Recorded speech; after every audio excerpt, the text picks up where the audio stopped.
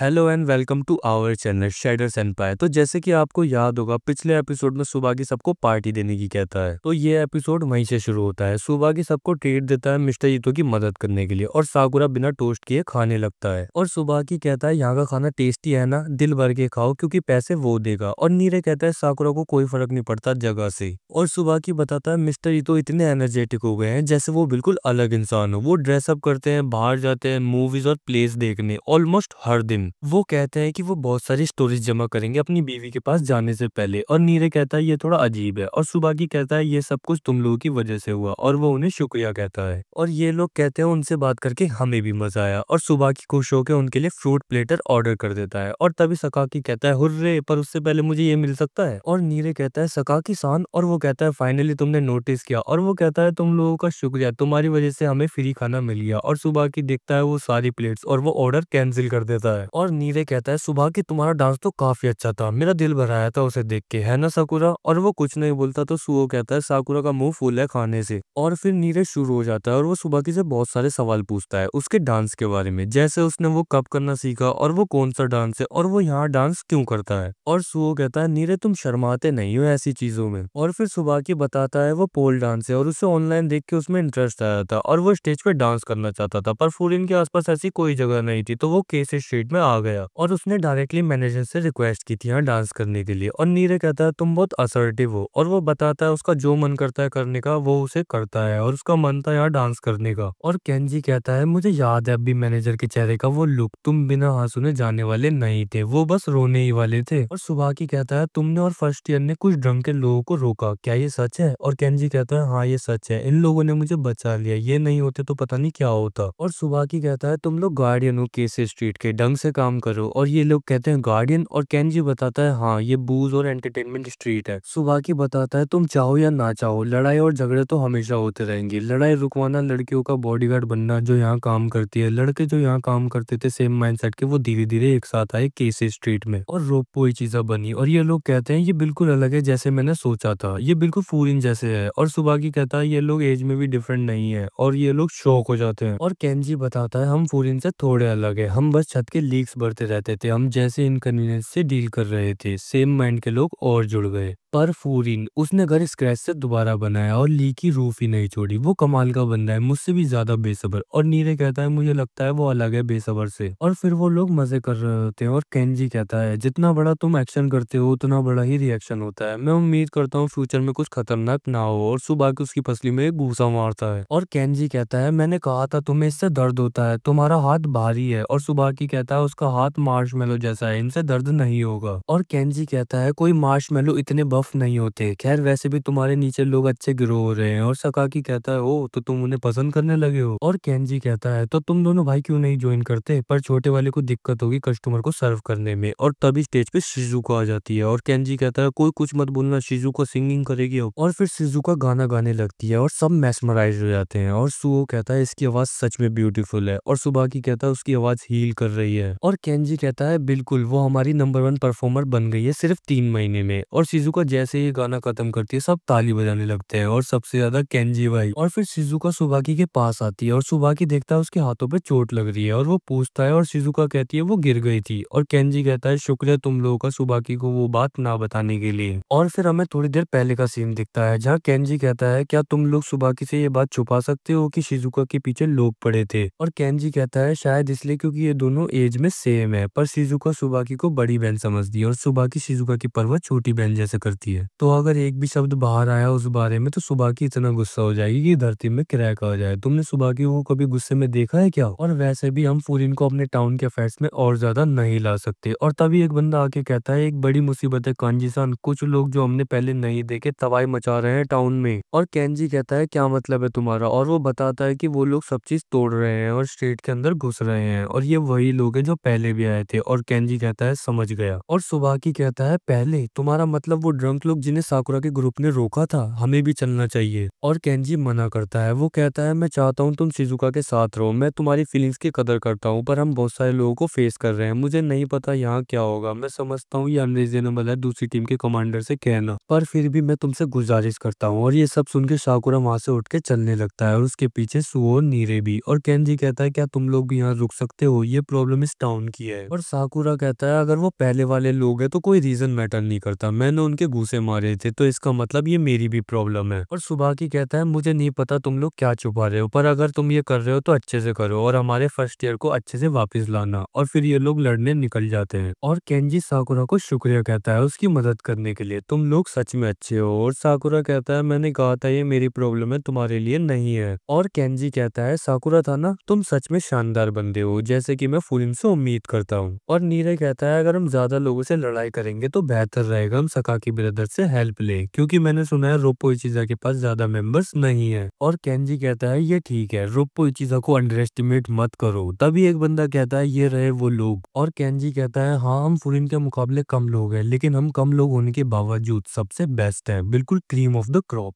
और इधर लड़ाई चल रही होती है और रोप्पो इचिजा के बंदे मार रहे होते हैं और एक बंदा तो बंदे को उठा के फेंकता है कहते हुए कि इतने हल्के क्यों हो, अच्छे से खाना खाना दोबारा आने से पहले। और केंजी कहता है सॉरी मैं लेट हो गया। और उसका दोस्त देख के कहता है ये लोग तो पहले वाले हैं ना। और केंजी बताता है ये हमारी मदद करने आए हैं। और एक बंदा कहता है मैंने सोचा तुम्हारे पास और लोग हैं, पर ये तो सिर्फ 4 हैं, हम फिर भी बहुत सारे हैं, चलो आप जल्दी से हमें शिजुका चांद दे दो, नहीं तो हम इस पूरी स्ट्रीट को अपसाइड डाउन कर देंगे। और तभी कांजी एक बंदे में लात मारता है और एक बंदा कहता है एक अकेला हम पे अटैक कर रहा है, तभी कांजी उसे घुमा देता है एक घूंसे में और सबको मारते हुए कहता है तुम लोग इस स्ट्रीट को अपसाइड डाउन करोगे, ऐसी चीजें मत बोलो जो तुम नहीं कर सकते। और साकुरा को उसमें उमिमिया जैसी फीलिंग महसूस होती है और केंजी कहता है तुम मेरे सामने ऐसा कुछ नहीं कर सकते। और फिर लड़ाई शुरू हो जाती है और भाई केंजी सबको कुत्ते की तरह मार रहा होता है और तभी एक बंदा उसे पीछे से मारने आता है और केंजी उसे उठा के उसमें एक खतरनाक लात मारता है और वो बहुत सारे लोगों को लेके गिर जाता है। और सुओ और साकुरा केंजी की पावर और स्पीड देख के शॉक होते हैं और साकुरा कहता है तो ये है रोप्पो इचिजा का चेयरमैन केंजी नाकामुरा। और फिर केंजी पे 2 बंदे अटैक कर देते हैं और वो एक को मारता है, तभी साकुरा दूसरे को मार देता है और केंजी कहता है तुमने मुझे बचा लिया दोबारा। और साकुरा कहता है तुम उसे मार देते वैसे भी और मैं तुम्हें अकेले शो ऑफ नहीं करने दूंगा। और तभी साकुरा पे एक बंदा अटैक करता है और वो उसे पीछे फेंक देता है। तभी केंजी साकुरा पे हाथ रख के उस बंदे के दोनों लात मारता है और कहता है ये शुक्रिया है मुझे बचाने के लिए। और फिर साकुरा और केंजी सबको मारते रहते हैं और केंजी का दोस्त कहता है ये लड़का तो कमाल है, वो सबको छोड़ के केंजी के साथ कीप अप कर रहा है। और सुओ कहता है बिल्कुल वो हमारा ग्रेट कैप्टन जो है। और तभी 2 बंदे उन्हें पीछे से मारने आते हैं और वो दोनों देख के एक दूसरे के बंदे को मार देते हैं। और केंजी का दोस्त कहता है फूरिन का फ्यूचर आगे ब्राइट है, पर क्या वो लड़का ठीक है। और सुओ कहता है चिंता करने की जरूरत नहीं, ये सच है वो अभी ज्यादा कुछ नहीं कर सकता, पर उसकी डिजायर ताकतवर बनने की सबसे ज्यादा है। और फिर हमें थोड़ी देर पहले का सीन दिखता है जहाँ सुओ कहता है तुम्हें याद है मैंने क्या कहा था नीरे। और नीरे कहता है हाँ जीतने से ज्यादा इम्पोर्टेंट है कि तुम हारो ना, इसलिए मैं लड़ाई में पार्टिसिपेट नहीं कर रहा और देख रहा हूँ मैं क्या कर सकता हूँ। ये फ्रस्ट्रेटिंग है पर मैं अभी यही कर सकता हूँ। और सुओ कहता है हाँ ये फ्रस्ट्रेटिंग है कि तुम अभी क्या कर सकते हो, पर ये अच्छा है कि तुम अपने आप को ऑब्जेक्टिवली देख रहे हो, ये ठीक है तुम थोड़े ही टाइम में वो कर सकोगे, आखिरकार तुम्हारा टीचर कौन है। और नीरज सोच रहा होता है क्या मैं भी ऐसे कभी बन पाऊंगा, और वो लोग बहुत सारे हैं पर हमारे पास अपर हैंड है। और तभी वहाँ और लोग आ जाते हैं और वो कहते हैं क्या चल रहा है यहाँ, तुम लोग इतने सारे गए थे और अभी भी एंट्रेंस पे हो, जल्दी करो उस गिरी हुई लड़की को लो और पैसे लो जिसके हम हकदार है, और फिर हम सब बारबेक्यू खाएंगे जिसके बारे में हम सपने देखते हैं। और सब देख के शौक होते हैं और कितने लोग आएंगे। और उनका लीडर कहता है सूट पहने हुए लोग रास्ते में रुकावट बन रहे हैं, तो तुम लोग रोप्पो इचिजा होगे जिसके बारे में मैंने सुना। ओ मैन कितने सारे लोग गिरे हुए हैं, तुम लोग ज्यादा नहीं हो तो ये इम्प्रेसिव है। तो क्या तुम लोग ज्यादा ताकतवर बन जाते हो सूट पहन के, तुम लोग हमारी एज के हो, शायद हम भी और ताकतवर हो जाए अगर हम सूट पहने। और सब लोग कहते हैं ठीक है चलो उन्हें ट्राई करते हैं, शायद यहाँ जगह है जो उन्हें बेचती है। और अपने लौंडे कंफ्यूज होते हैं ये सुन के। और केंजी कहता है पहले के लोग पिट गए थे, तुम अनगिनत नंबर लोग लेके आ गए लड़ाई के लिए, तुम कितने जिद्दी हो। और वो कहता कहता है ओ पहले वाले लोग हमसे अलग है, उन्होंने काम ढंग से नहीं किया तो ये काम हमें मिला। हम ग्रेविल है, थोड़े बहुत लड़के सुनाबर डिस्ट्रिक्ट के, नाइस मीटिंग या। और नीरज डर जाता है सुनाबर डिस्ट्रिक्ट ग्रेविल सुन के और बताता है कि सुनाबर डिस्ट्रिक्ट फेमस है आउटलॉज एरिया के लिए। और साकुरा कहता है फूरिन की तरह। और नीरज कहता है नहीं, वो जगह हिंसा और झगड़ों की वजह से रफ नहीं है, उनकी इकोनॉमी गिर गई थी जिसके बाद चोरी और दूसरे क्राइम्स बहुत बढ़ गए। मैंने सुना है कि वहाँ एक ग्रुप है लोगों का जो ना स्कूल जाता है ना काम पर, और अपना गुजारा दूसरी टीम्स के लिए मर्सनरी या सब कॉन्ट्रैक्टर्स बनकर करते हैं, और वो ग्रेविल टीम है। अब समझ आई पहले वाली अजीब बातें। और ग्रेविल का लीडर कहता है उन्होंने हमें बोला वो हमें पैसे देंगे बस एक गिरी हुई लड़की को लाने के लिए, और पहले वाले लोगों ने सब खराब कर दिया इसलिए पैसे और भी ज्यादा बढ़ गए, और उन पैसों से हम सब बारबेक्यू खा सकते हैं, तो इसलिए हमें शिजुका नरिता दे दो ठीक है। और वैसे भी हम लड़ाई करने नहीं आए, तुम वो लड़की दोगे और हम यहाँ से चले जाएंगे। और तुम लोग कुछ ठीक नहीं लग रहे इतने सारे लोगों के सामने, चाहे तुम बहुत ज्यादा ताकतवर हो तुम तब भी जीत नहीं पाओगे, अगर तुम जल्दी उस लड़की को दे दो तो तुम्हें शर्मिंदा नहीं होना पड़ेगा। और साकुरा कहता है इससे अपने लोगों की फिक्र नहीं है और एक के बाद एक आए जा रहे हैं, हम कैसे जीतेंगे इतने सारे लोगों से। और तभी केंजी कहता है मुझे फर्क नहीं पड़ता अगर मैं ना जीतूं, तुम्हें शायद गलत आइडिया है, हम रोप्पो चीजें इस टाउन के लोगों को सेफली उनके आर्ट्स परफेक्ट करने देते हैं और उन्हें सेफली एंटरटेनमेंट एंजॉय करने देते हैं, ये हमारा गोल है, अगर ये वादा हो सके तो हमें फर्क नहीं पड़ता हम लड़ाई जीते या हारे। और साकुरा शौक होके कहता है ये क्या बोल रहा है, अगर जीत ही नहीं सकते तो लड़ने का क्या फायदा। और केंजी कहता है चाहे हम सारे गिर जाए और कितने भी बेकार लगे, अगर टाउन और शिजुका ठीक है तो हम खुश है उसमें। और साकुरा कहता है ऐसी लड़ाई तुम चूज करो जिसे जीतने की जरूरत ही ना हो, मैंने ऐसा कभी नहीं सोचा, ये लोग कुछ प्रोटेक्ट करने के लिए लड़ाई करते हैं। और वो उमिमिया की बात सोचता है और कहता है टॉप पे जो बंदे बैठे हैं सभी एकदम अलग लेवल है। और ग्रेविल का लीडर कहता है मुझे कोई आइडिया नहीं जो तुम बोल रहे हो, क्योंकि अगर तुम सारे गिर गए तो तुम हारे हुए माने जाओगे और हम जा रहे हैं जिधर वो गिरी हुई लड़की है। तभी केंजी कहता है तुम्हें ऐसा क्यों लग रहा है कि ज्यादा लोग वहां तक चले जाएंगे, क्या होगा अगर सिर्फ तुम ही हो, मेरे पास कुछ खतरनाक बॉडीगार्ड है उधर तैयार। और ग्रेविल का लीडर कहता है अलग शब्दों में तुम लड़ाई चूज कर रहे हो भागने की जगह। और कहता है वैसे भी अगर कोई बॉस फाइट ना हो लूट के लिए तो मुझे लगता है मैंने वो गेम खेली ही नहीं। और केंजी गुस्सा होकर कहता है हमारे सिंगर को एक आइटम की तरह ट्रीट कर रहे हो, और ग्रेविल के लोग डर जाते हैं। तभी उनका लीडर कहता है ये सब मत करो जल्दी शुरू करो। तभी केंजी कहता है चुप हो जाओ और अपने आप को तैयार कर लो, हम तब भी मूव करेंगे अगर हम गिर भी गए तो, हम तुम्हें पछतावा करवाएंगे हमारे किसी भी स्ट्रीट के लोगों को छूने के लिए। रोप्पो चीजा अब वक्त आ गया है पूरा खून अमखान करने का, और भाई केंजी से ज्यादा तो ये बंदा डेंजर लग रहा है। और इसी के साथ ये एपिसोड खत्म होता है, नेक्स्ट एपिसोड अगले हफ्ते आएगा, तो मेरे चैनल को सब्सक्राइब कर लो और वीडियो को लाइक कर दो ताकि मैं जल्द से जल्द लेके आ जाऊं नेक्स्ट एपिसोड। और मुझे इंस्टा पे फॉलो करो, वहां भी एनिमे कंटेंट आएगा, और पुराने एपिसोड नहीं देखे तो इधर क्लिक करो, और the beginning after the end को हिंदी में समझना चाहते हो तो इधर क्लिक करो। और मैं मिलता हूँ आपसे नेक्स्ट वीडियो में, स्टे सेफ गाइस।